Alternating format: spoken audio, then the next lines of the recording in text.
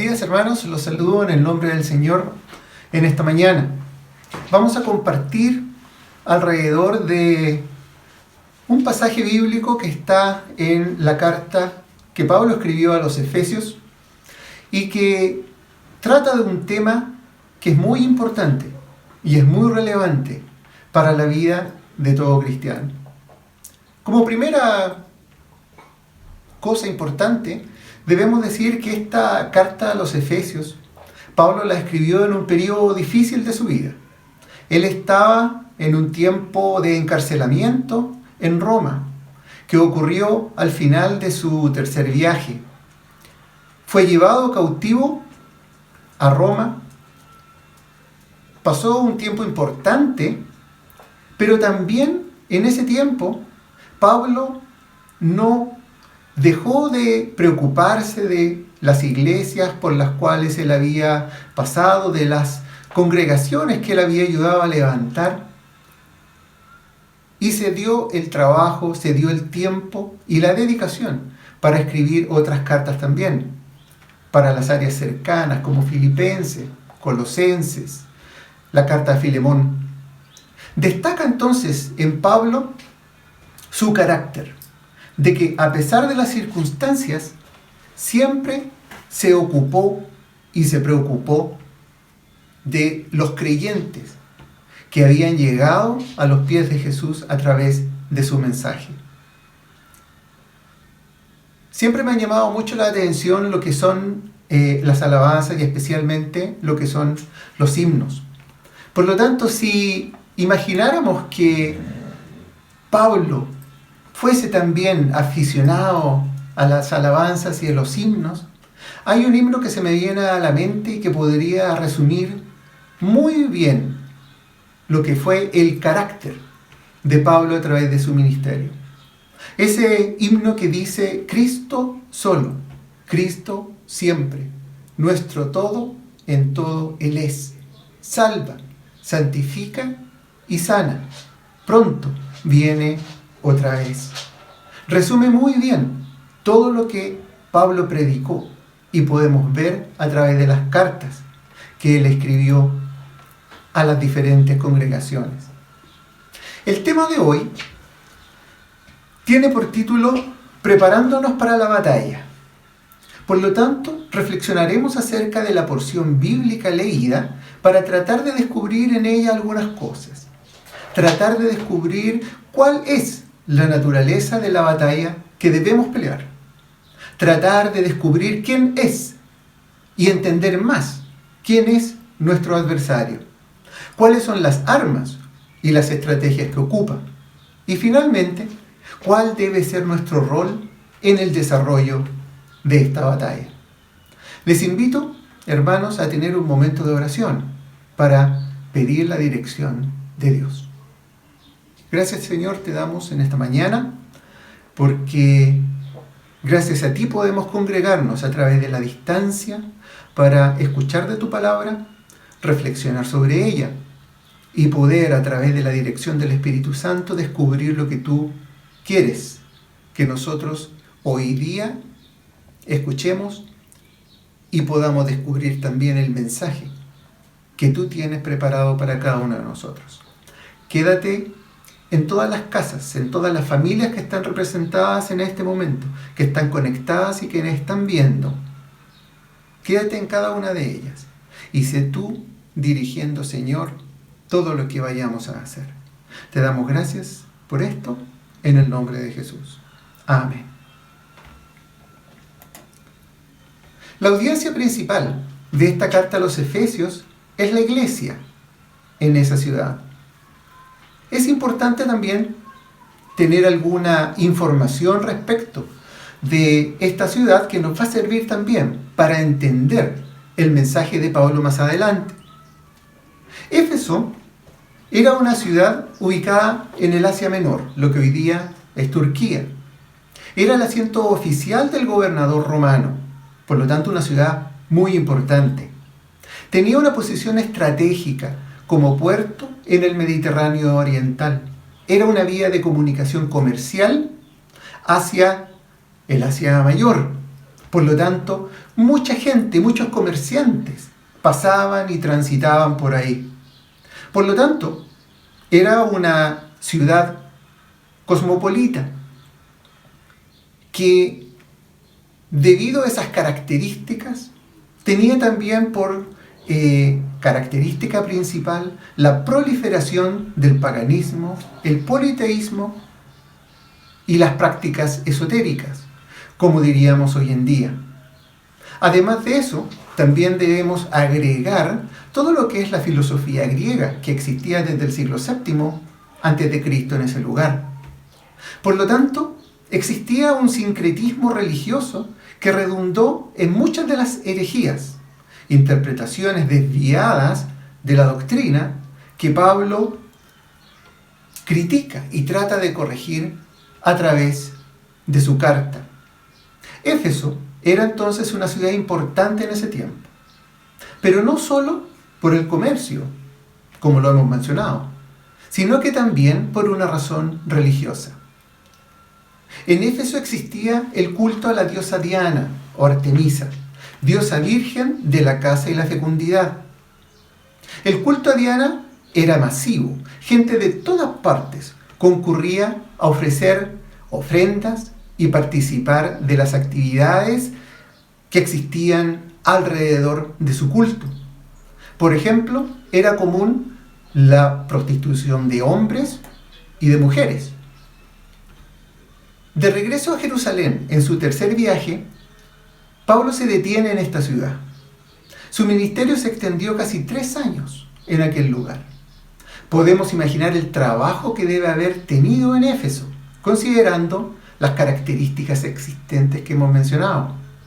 Sin embargo, Lucas, en Hechos, relata que su ministerio fue muy fructífero, expandiendo la iglesia no solo en Éfeso, sino que también hacia otras localidades cercanas, como Colosas, por ejemplo, donde se origina su carta también a los colosenses.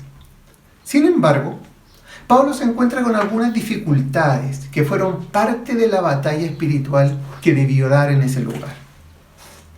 De estas identificaremos 3 que nos permitirán relacionarlas posteriormente con el permanente trabajo que hace Satanás para obstaculizar el trabajo de Dios y el desarrollo de la vida cristiana. Primeramente, Pablo se encontró con el rechazo que sufrió por parte de la sinagoga judía. Recordemos que los saduceos, el Sanedrín de la sinagoga, rechazaba la resurrección de Jesús, no así los fariseos. Por lo tanto, existía una diferencia doctrinal muy importante, lo que hacía que la sinagoga rechazara a Pablo predicando el evangelio de este Jesús resucitado. También existía como una situación importante la discriminación contra los nuevos cristianos o creyentes no judíos, los gentiles provenientes de otras razas, producto de la no observancia por parte de ellos de la ley mosaica, especialmente la no circuncisión. Aun cuando, años antes, esta situación había sido resuelta en el primer concilio de Jerusalén, que podemos encontrar en Hechos 15. Pero de todas maneras esta situación se mantenía. Esta situación de discriminación se mantenía, dejando afuera de lo que podría ser el pueblo de Dios a través de Jesucristo a estos nuevos creyentes gentiles. Y una tercera situación, no menos importante, tiene que ver con este culto a Diana o Artemisa, la proliferación del paganismo y las supersticiones a través del comercio de amuletos y talismanes. Pablo específicamente tuvo una situación muy difícil al respecto, ya que su vida incluso estuvo en riesgo cuando estos comerciantes de todo este tipo de amuletos quisieron expulsarle de ese lugar, ya que estaba afectando de manera importante su comercio. Pablo rechazó abiertamente todas estas situaciones y todas estas prácticas, llamando a la gente a la unidad de la iglesia bajo una sola cabeza, Jesucristo, Para esto usó la figura de la misma ciudadanía en Cristo, para todos por igual. ¿Por qué ciudadanía? Haciendo referencia probablemente a la importancia de en esos tiempos pertenecer, ser ciudadano de una ciudad. Recordemos lo importante que fue para Pablo también esta ciudadanía romana que él compró. En ese tiempo, pertenecer a un lugar, pertenecer a una ciudad, ser ciudadano, otorgaba una categoría diferente respecto de todos los demás. Por eso Pablo ocupa esta figura y dice: así que ya no sois advenedizos, sino conciudadanos de los santos y miembros de la familia de Dios, en Efesios 2:19. Diciéndole a estos nuevos creyentes gentiles: no se sientan discriminados, no se sientan diferentes. Ustedes también son parte de la familia de Dios a través de la unidad del Espíritu y la unidad en Cristo. Mensaje también que era para estos judíos recalcitrantes que no querían aceptar a estos nuevos creyentes gentiles.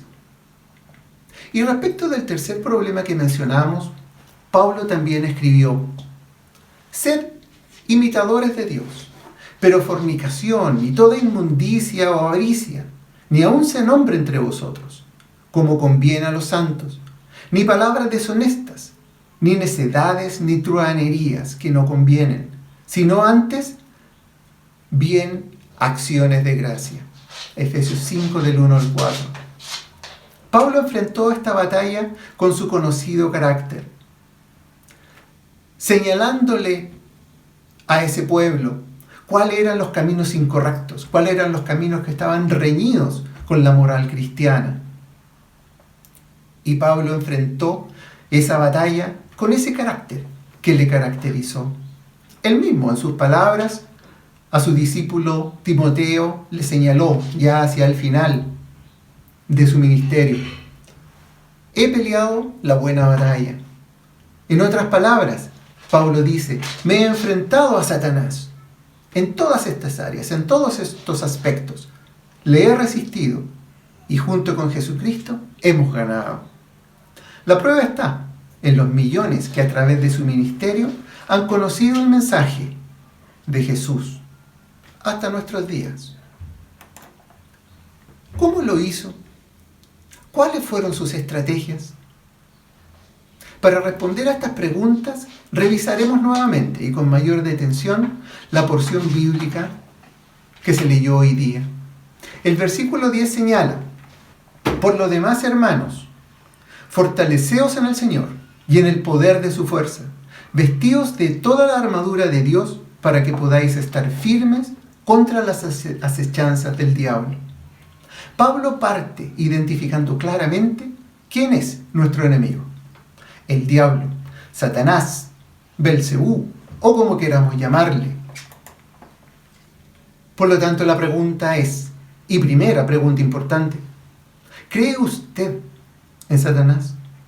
¿Cree usted que realmente existe y que tiene poder para hacer cosas? Si su respuesta es positiva, me alegro por ello, ya que, aunque usted no lo crea, son muchos los que no creen. Y dentro de ellos no son pocos los cristianos, que de alguna manera minimizan su poder o influencia, o bien así quieren creerlo. Un solo ejemplo al respecto. En la celebración tan típica hoy en día y tan común hoy en día del Halloween, vemos cómo proliferan los disfraces y situaciones relacionadas con lo que podríamos llamar el lado oscuro. Dentro de eso, vemos también los disfraces de Satanás, caretas con cuernos, capas rojas y tridentes. En gran medida se banaliza esta figura de Satanás y se enseña desde tempranas edades que él es solo un mito, es un juego, y que en realidad no hay que tomarlo muy en serio. ¿Cuán satisfecho debe sentirse Satanás con esto? Pensando que no le tememos, que no creemos lo que realmente puede hacer.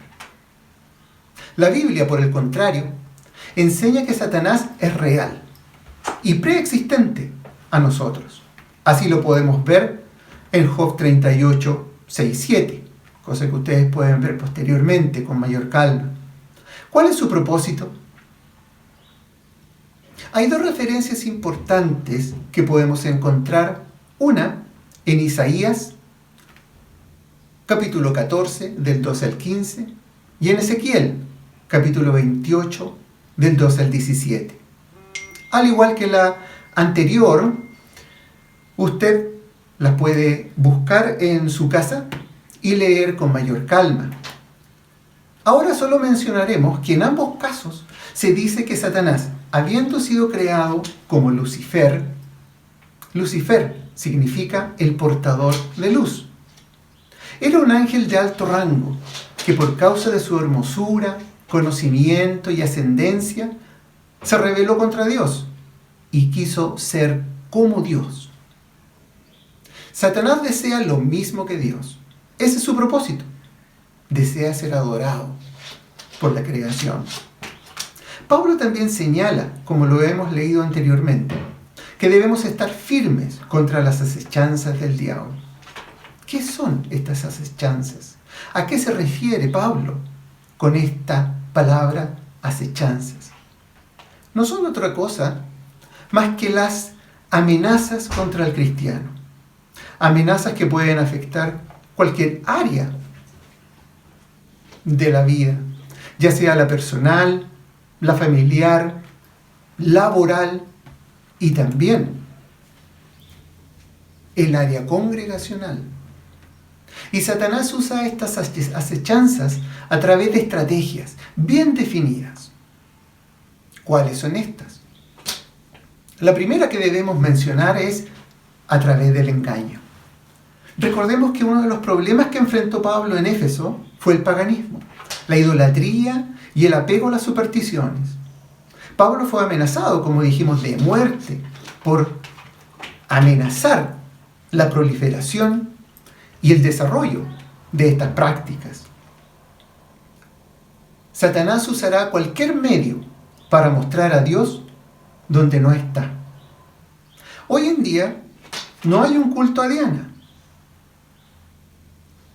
pero sí hay culto a muchos otros dioses.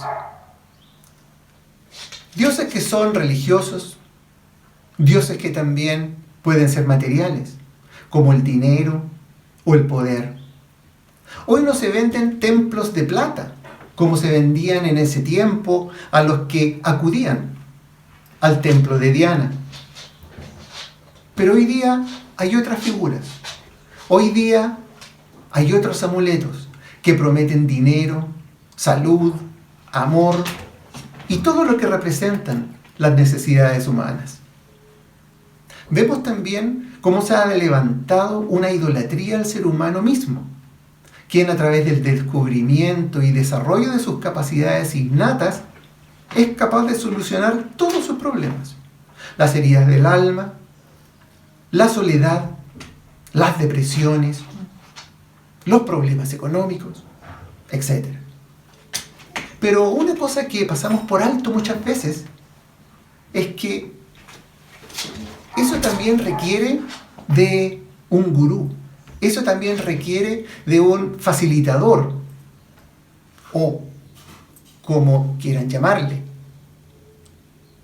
Y lo común es que cada uno de ellos trata de convencernos de que Dios no es necesario en nuestras vidas y que somos autosuficientes para todo. ¿Y qué hay dentro de la iglesia? Pues bien, Satanás también se las arregla para engañar al pueblo de Dios, especialmente con el uso y abuso de poder. ¿Cuántas congregaciones vemos que se apropian del púlpito y la interpretación de la doctrina, prometiendo bienestar no solo espiritual, sino que material también? El resultado es la formación de soldados, pero soldados no de Cristo, sino que de sacerdotes, de pastores o líderes que tienen objetivos parecidos, pero que están alejados de la sana doctrina. Proverbios 14:12 nos advierte: hay camino que al hombre le parece derecho, pero su fin es camino de muerte. Otra estrategia que podemos mencionar es la tentación. Satanás nos conoce desde el principio. Sabe de nuestra naturaleza pecaminosa y débil. Por lo tanto, pondrá delante de nosotros aquellas cosas que corresponden a nuestras debilidades personales. Y estas pueden ser de todo tipo. Satanás amenazará nuestra vida espiritual a través de nuestros deseos, hasta los más escondidos.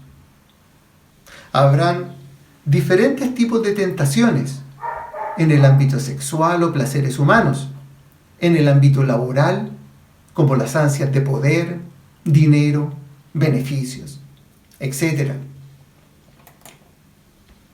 ¿Qué podemos hacer ante eso? Bueno, lo primero y más inteligente es pedir a Dios que nos fortalezca y huir de la tentación. Recordemos el ejemplo de José, hijo de Jacob, que cuando fue tentado por su esposa, huyó de esa tentación y se refugió en la fortaleza de Dios. Pero también podemos hacer otra cosa.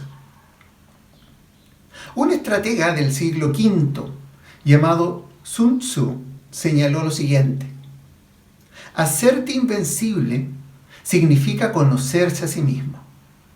En otras palabras, la mejor defensa también será, primero, que aceptemos nuestras debilidades, que reconozcamos nuestras debilidades, que nos conozcamos a sí mismo, en lo más interior de nuestro ser. Y pidamos a Dios que nos ayude a cambiar cualquier área de nuestra vida que presente debilidades. Como buenos estrategas en la batalla, no debemos presentar flancos abiertos para que Satanás, nuestro enemigo, pueda atacarnos.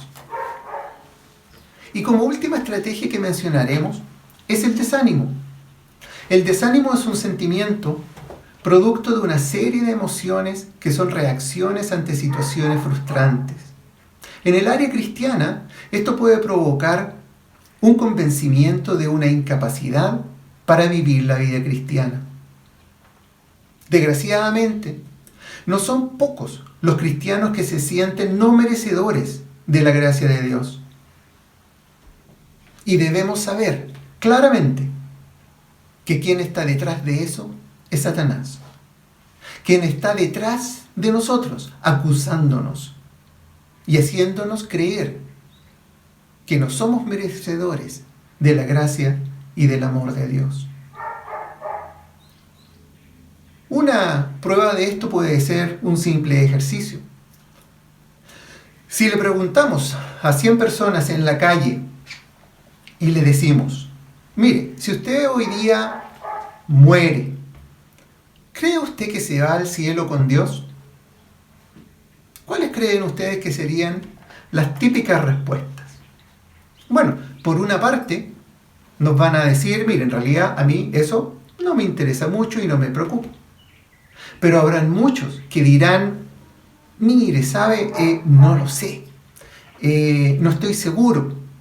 Depende de cómo me he portado. No sé si he hecho lo suficiente.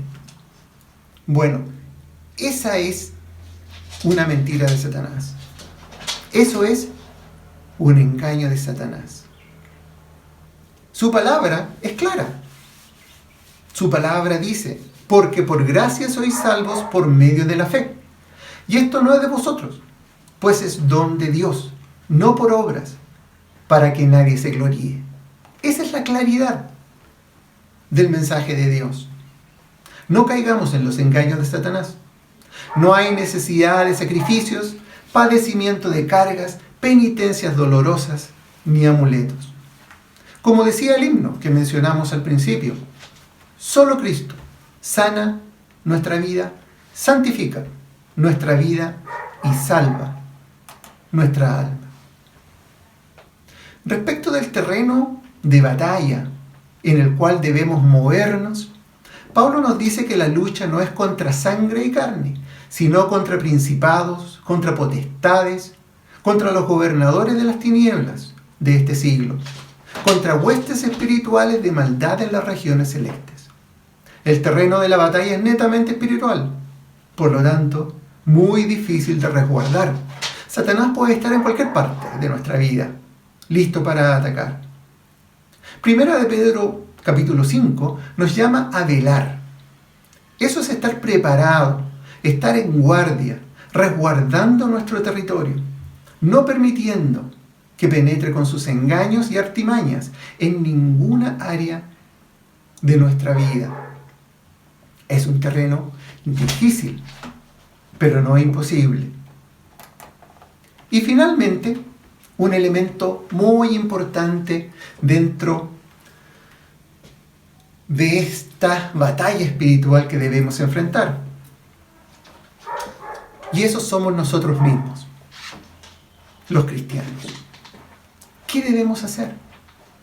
¿Cómo debemos enfrentar esto? Recurrimos nuevamente a la palabra, que nos dice en Santiago 4:7, someteos, pues, a Dios, resistid al diablo, y huirá de vosotros. La palabra someter es una palabra interesante que vale la pena analizarla. El significado de someter no significa solamente lo que nosotros por extensión entendemos hoy en día, como una sumisión completa, donde se rinde toda nuestra voluntad y llegamos a ser casi como un esclavo. Someter tiene dos raíces. Una raíz es la raíz upo, que significa debajo, H-U-P-O. Y la otra raíz es tasos, que significa organizar. Por lo tanto, este concepto de someteos pues a Dios significa reconocer que no podemos hacer algo nosotros, por nosotros mismos, con solamente nuestras fuerzas, sino que debemos ponernos debajo de su organización o dirección. En este caso, y para enfrentar la batalla, nos pondremos bajo la dirección y organización de Dios, que ha proveído al mejor de los estrategas militares para que nos ayude en esta tarea. Y ese no es otro más que Jesucristo mismo. Con Él al frente podremos vencer en la batalla. Una batalla se dirige desde un lugar muy especial, que se llama el puesto de mando. Ese puesto de mando concentra toda la información importante, toda la información estratégica y a todos los que deben planificar todas las acciones. El puesto de mando de Jesús está en el cielo, quien está sentado a la diestra de Dios. ¿Cuál será entonces nuestro propio puesto de mando? Teniendo en cuenta que es una lucha espiritual, ese puesto de mando no es físico, no es nuestro hogar, no es nuestra oficina en el trabajo, no es el templo de la iglesia tampoco, aun cuando es un lugar importante, para prepararnos, para fortalecernos en comunión con nuestros hermanos, para aprender. Este puesto de mando, hermanos, no es otro más que nuestro propio corazón. Debemos entonces, nuestro corazón, nuestro puesto de mando, debemos mantenerlo organizado. Debemos mantenerlo limpio y en comunión con Dios. De otra forma, este comandante Jesucristo difícilmente querrá habitar en un lugar que no está preparado, en un lugar que no está lo suficientemente limpio, renovado y puro para estar con nosotros dirigiendo esta batalla. Efesios, en esta mañana, nos enseña que existe un amigo que es real. un enemigo que es real y debemos enfrentarlo. La batalla se da en un plano difícil de manejar, el espiritual. También nos enseña que las estrategias o acechanzas de Satanás pueden estar presentes en cualquier parte, nuestra vida personal, familiar, trabajo, iglesia, etc. Eso significa que debemos poner en las manos de Dios todas esas áreas. Y también nos enseña que los problemas que tuvo la iglesia de Éfeso son muy parecidos a lo que vivimos nosotros hoy en día. Pero la batalla se puede ganar, aunque Satanás quiera hacernos creer que es difícil, que no podemos, que no somos capaces, que no somos dignos. Pero podemos hacerlo, podemos resistir todo eso, pero solamente con la ayuda de Jesucristo, nuestro comandante y asesor en la batalla. Así como comenzamos con las estrofas de un himno, quisiera también terminar con otro. Particularmente me gustan mucho los himnos porque creo que expresan una profundidad importante en cuanto a la experiencia del cristiano en esta vida, en esta lucha permanente. Hay un himno que se ha convertido en el estandarte de lucha del pueblo evangélico, que todos ustedes conocen, por supuesto, y que se llama Firmes y Adelante. Quisiera citar la primera estrofa de ese himno, pero no con la letra que conocemos en español, sino con su letra original en inglés, traducida al español, ya que creo que refleja de mejor forma lo que hemos reflexionado y las conclusiones a las que hemos llegado hoy día. Adelante, soldados de Cristo, marchando a la batalla, con la cruz de Cristo al frente. Cristo, el comandante en jefe, nos guía contra el enemigo. Adelante a la batalla, vean su estandarte flamear. Que el Señor los bendiga, los guarde y proteja también en esta semana que viene contra todo lo que ustedes tengan que enfrentar.